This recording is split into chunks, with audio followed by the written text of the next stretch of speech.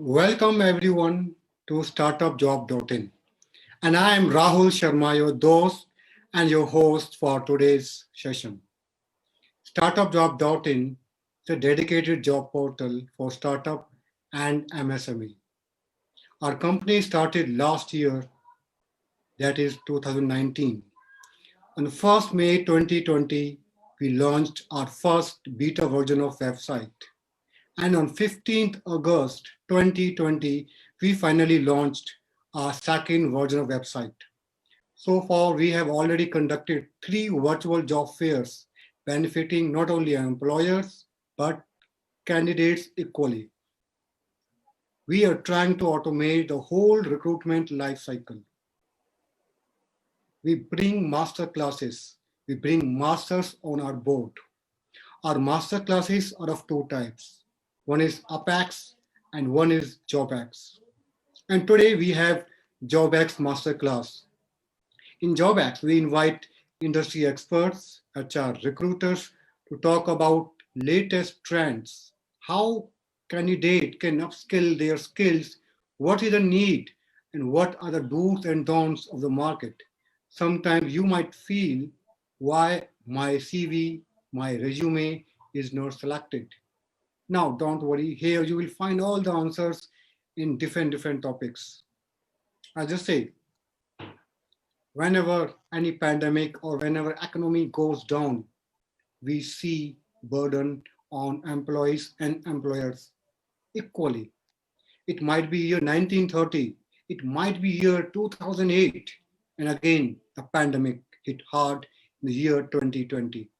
But, if if you have a sales team, if you have a dedicated, qualified, and rock stars, sales stars, they can not only let your company survive but thrive. How? What they should have? What are the key ingredients, qualities, traits?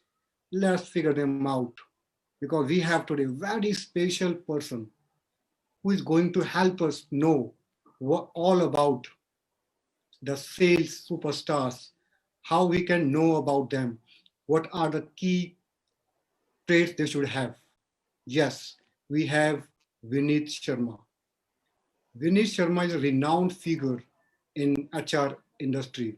He is now currently working as a consultant with one of the startups, and he has rich experience. When I say rich experience, I mean it.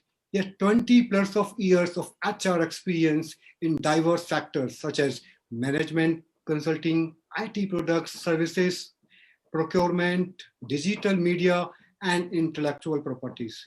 He has also has experience of 11 plus years, worked with small and mid-sized companies up to 2,000 employees in topmost HR leadership roles and contributed to people strategies. He has he's holding MBA, 1 year MBA from one of the premier institutes of India, IIM Ahmedabad. So before I hand over the stage back to Vineet, let me share our session is divided into two parts.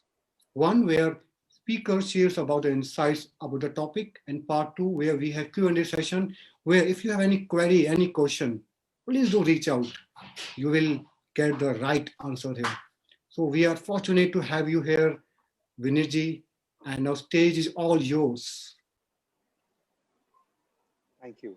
Thank you, Rahul. I was just saying that, the reason that I picked up this topic was that in the current scenario, it may be relevant to a lot of people. Uh, why superstars? Why we are focusing on superstars? Uh, the basic point is that superstars have choice, right? And why would a superstar work for your company? If you can answer this question honestly, I think then you can make the strategy for getting superstars in your team, right? So there are a few things that I can suggest to people who are in the talent acquisition function, that steps that they can take, which will ensure that you get your crop of people who in these difficult times stand by you. And like Rahul said, not only make sure that your company survives, but also make it thrive during these difficult times. The first one is if you want to hire superstars, it's very, very clear that you should have a compelling employee value proposition, EVP, which is generally known in our circles. Any talent acquisition personnel would know it. Why should anybody join your company? And this EVP is to be taken very seriously. Right? I mean, don't create something just for the sake of it, but that something, whatever you are saying to a candidate, should exist in your company. And in my experience, I have seen that this works like magic. Just to give you a couple of examples, the first one is corporate social responsibility. So I worked with a company which took a lot of pride in the CSR work that they used to do, right? And it was an integral part of their employee value proposition. And I have seen the candidates who connected with that trait remained longer with the company, and their alignment with company value was much quicker, right? Another one, so you would find, EVP of most companies, they would speak about the fun element also. But the companies where fun is really taken seriously, right? They attract a lot of superstars. And I remember for sure a company where I worked where the CEO himself was very, very passionate man as far as the fun activities are concerned. So he would drive his bike from Kanyakumari to Kashmir. He would go for trekking. He will go for snorkeling. And he would really advertise these things very, very openly and very, very passionately. So all those people to whom the fun factor mattered, they also, when they came on board the company, they felt aligned and they could really enjoy the work. You always need to remember, the work is much more than the money that is being offered. You're spending a good amount of your life at workplace, and work needs to mean much more than money. And once we have those values enshrined in our employee value proposition, it will help us in hiring the superstars. That's my first point. The second one relates to, and this perhaps everybody knows, that you need to engage your best talent in hiring. As the saying goes, that A's would go out and hire A's and B's would go out and hire C's, right? So you don't have a choice but to use your best talent to hire people. And another favorite saying of mine in this context, they say, is the difference between an A player and an A minus player is a difference between a revenue in millions and a difference of revenue in billions, right? That is the importance of making sure that your hiring team consists of your best resources that are available. I know it's a challenge because the same resources are required in the company to do other things also. But if you want to make that culture where superstars would come and more importantly, then stay, right? Hiring is only one part of talent acquisition strategy. Retention is the other part. And retention only happens when you make sure that whatever we promised to them at the hiring stage, pre-hiring stage, also comes through subsequently when they are in the company, right? So realistic job preview is the next part where you show them the right picture and then they come in, they become more engaged, right? The third part, we all, whilst hiring, focus a lot on the technical skills, which is perhaps required also because a person needs to do their job. But a lot of us miss on the behavioral aspects. And for hiring superstars, you have to make sure that you look for those behavioral aspects. I'll cover a couple of them. The first one is demonstrated learnability. See, what happens is the skill set that is required to perform a job, it is changing so frequently that you need to reskill your skill or yourself or upskill yourself constantly. And how do you make sure that the person that you are hiring has these skills that he can upskill himself? You can check it by going through the demonstrated learnability part. Has that person taken effort to certify himself? Beyond the normal working hours, what has he done to gain more knowledge, right? If you see these kind of traits, there are a good sign that once that person comes to your company, he will, he or she would show keenness to acquire new skills, and that is very important for a person to be a superstar in your team. So look for that skill of demonstrated learnability. The second part I would say is look for people who are self-motivated. Now, this is a skill which is everybody would like to have in their team members, but it's not easy to identify at the interview or the selection stage. How do I select people who are self-motivated?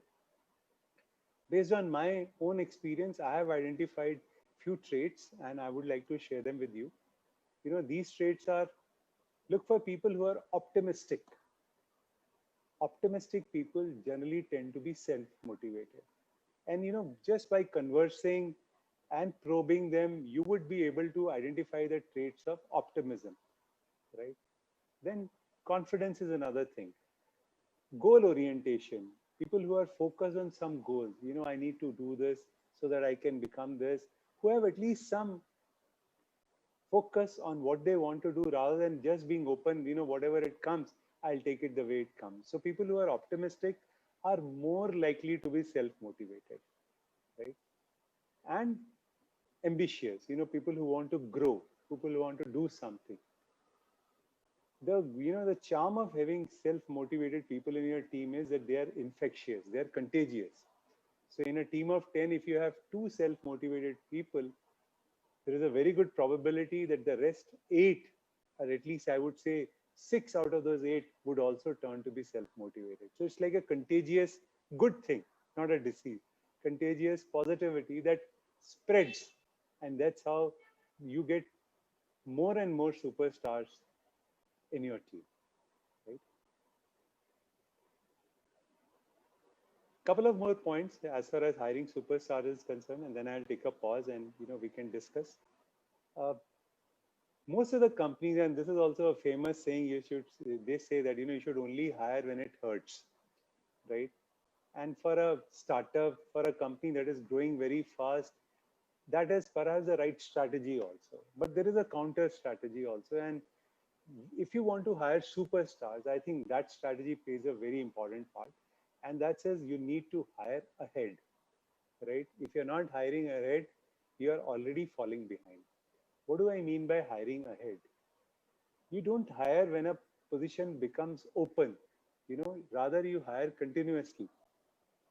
What happens in that process is that you really hire good people because there is not so much pressure of closing positions, but you're really hiring for talent. And there are a lot of companies where for key positions they will continuously hire. So once in a month they will have. So the company that I'm consulting with, Java is considered to be the key skill for them. And we don't wait for a Java position to open up. We would rather have, as luck would have had it, that we are expanding so much that we always have a requirement of Java position. That is secondary. But as a thought, we would like to continuously hire for a skill set so that if we get some good talent, we don't let it go. We get them on board. And if you're really growing fast, you will have opportunity already coming for them very soon. Otherwise, they can always be absorbed in other things and make impact, you know, make impact as a superstar in the long run. The point I'm trying to make is that, investing in resources for your coincidence hiring that you have to hire and getting a superstar, the probability is less. But continuous hiring, the probability of getting superstars in your team and making them successful is much more. So that's another thing which you could do. And the last piece on how to hire superstar is that concept of build versus buy, right? So a lot of companies do realize, and that superstars you cannot hire. You have to create superstars from the people whom once you have hired, then you have to create superstars out of them. And the way to create superstars of them is to invest effort in terms of training, in terms of reskilling, in terms of people. Once you have identified that they are talented, you have to invest effort in that by providing them mentoring, right? So there's another company that I know of which invests efforts by nominating a mentor, a person who is not entrusted with any executive responsibility in the company. They earmark the talent which they have identified and assign that individual as a mentor to them. And the sole purpose of this mentor is to make them better equipped, not only to do their professional jobs better, but also to become a better human being, right? And when you see that kind of effort being invested in talented people, there is good likelihood that some of them would turn out to be superstars. And that's what is the aim of a company, to have those superstars on your company, right? So that's about it from my side. So I have a couple of questions. Now we open the stage and we have a couple of questions. So if anyone has a question, please do come up and we will take your question. No questions on my part. Okay. So I have a question to Vineet Sharma ji. Like you talked about the difference between A and A minus. Yeah, I have a question to you. Like you talked about the difference between A and A minus. And the difference is huge. As you mentioned, between million and billion. Can you please elaborate a bit who are the A's and who are the A plus and A minus? Or who are the A's and how we can differentiate between them? By knowing the difference, we can learn that art to become from A minus to A plus. Right, Rahul. I mean, so I think I covered a little bit in my remarks, opening remarks, but I'll revisit this question. I'll try to answer it in a more elaborate manner. So the thing is, if you ask any CEO of a company, what is his definition of a superstar, right? And the answer to my mind would be that the person should take accountability, the person should show ownership, and the person should be a role model to others, right?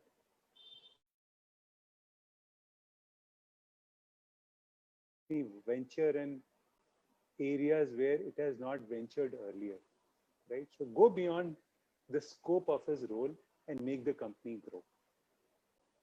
If you want those kind of super, I know that the million and billion dollar is exaggerated and just put up there just to make sure that the point is, communicated. But the more important point there is that if you find a person with all these qualities, then he or she becomes an A. But if a person you find with most of the good qualities, but not having that ownership or accountability or that passion, which is shared as part of company culture and taking it to the next level, then you may end up hiring a person at A minus and not an A. But if you had put that effort and hired that A, it would have made sure that you are on the trajectory of going from a good company to a great company.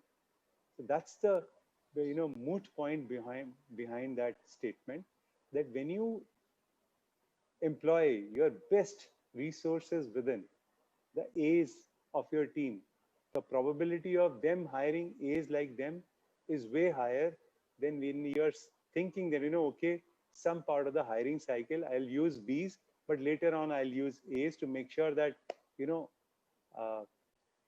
no unwanted person comes to the company. You're missing out on the point that B may miss out on some A in the earlier part of the cycle, right? That's the point which I wanted to convey. Okay. I answered your question. I have a follow-up question to this. Like now we know about superstars, what they want, what are the traits they have. And we have often seen in this industry that superstars often get multiple job offers from other employers too. And then at last moment, there are no shows. So what can be done to minimize offer declines? Right. So this is a real problem. I agree with you, and I said it earlier also. The part of the definition of superstar is that they will have a choice, right? If they are good, obviously they will have more than an offer in hand. And one way I feel that, people take declines or people not turning up for their job. Of course, you have put in a lot of effort and you are heartbroken that the person is not joining. But to me, that's a good thing that a person who was not aligned to your culture did not join. So, which is fine with me. But to me, more painful is someone who joins me and leaves me maybe after 6 months or a year, who doesn't get aligned with my company culture. That I consider even a bigger failure. For me, declines, though regrettable, but are not a heartbreaker. But still, let me answer your question. How do you deal with it?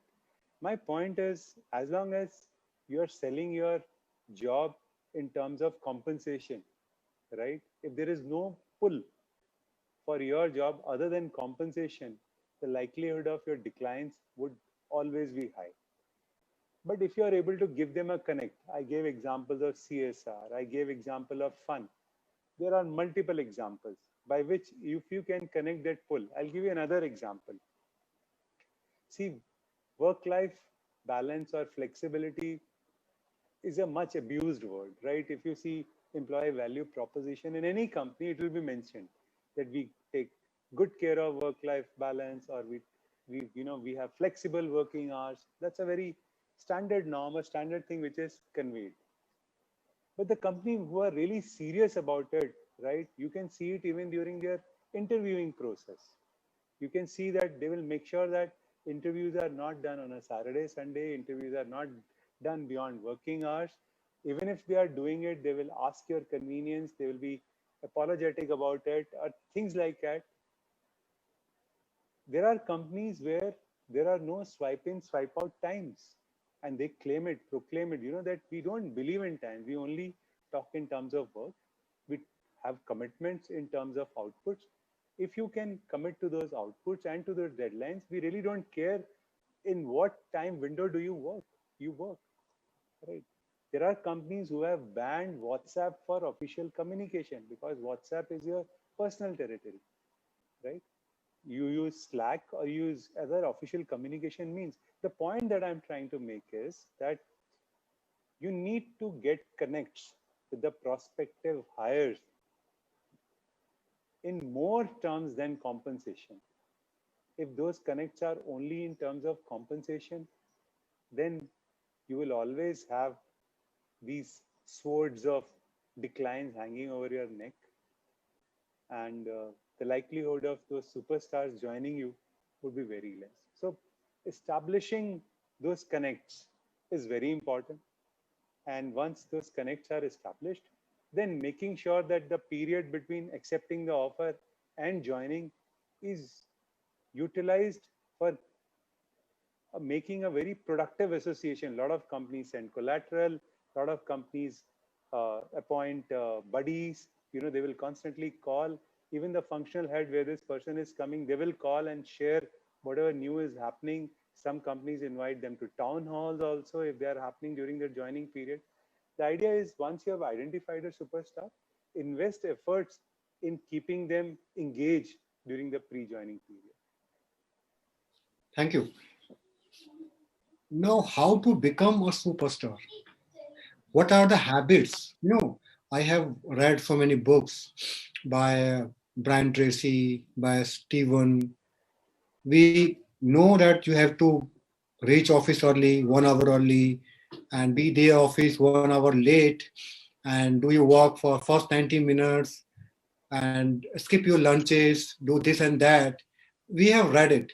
Now, from your personal experience, what are the key habits of superstars so that we can become from B to A and we can finally uh, help company and as well as we will balance our life as well?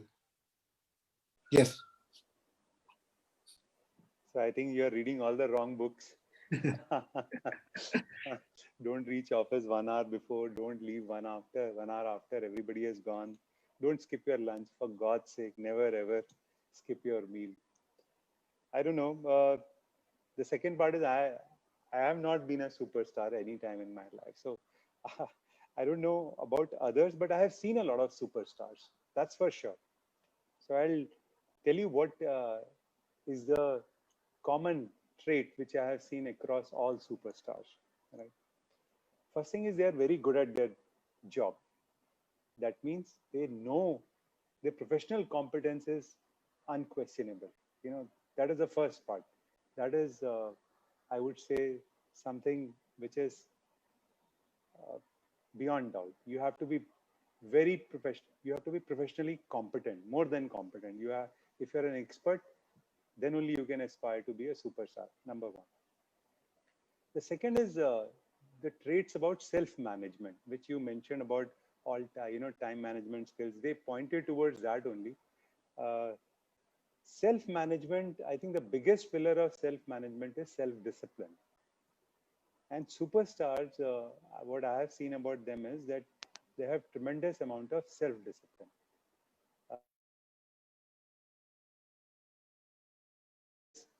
Well managed, they will always have a lot of space open on their calendar. Their calendars will not be choco block calendar, going from one meeting, jumping from one meeting to another.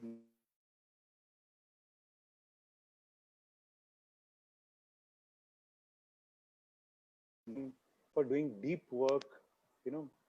So these kind of common traits I have seen people who generally really became superstars who were valued.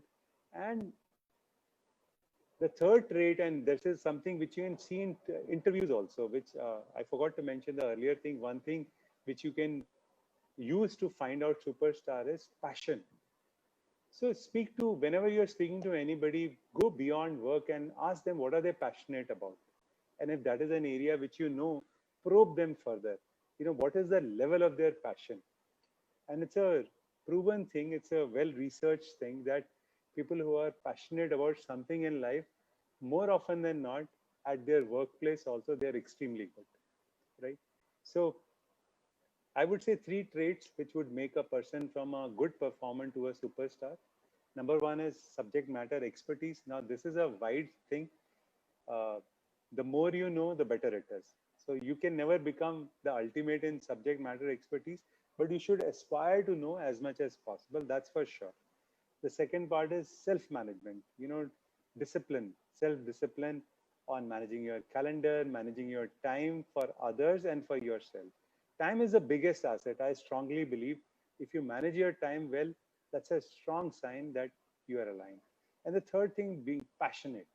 You have to be passionate about something in life, right? And that reflects on your working theme. So I had one colleague who always used to say that the quality of your non-working hours define the quality of your working hours. And I really loved it. And another colleague of mine, Mumbai, when I was working for this company, she used to say that when you start coming to office for non-work reasons, that day you will be completely aligned to your organizational goal. Whether you come to office for playing table tennis, for playing football, or just to have coffee with your friends, or just to engage with whatever. I mean, when the reasons for coming to office is not work, that day you have become aligned to company. That day you will start becoming productive. And I remember these two advices, and I've seen they are true. So few things that will make a person who is good to a superstar.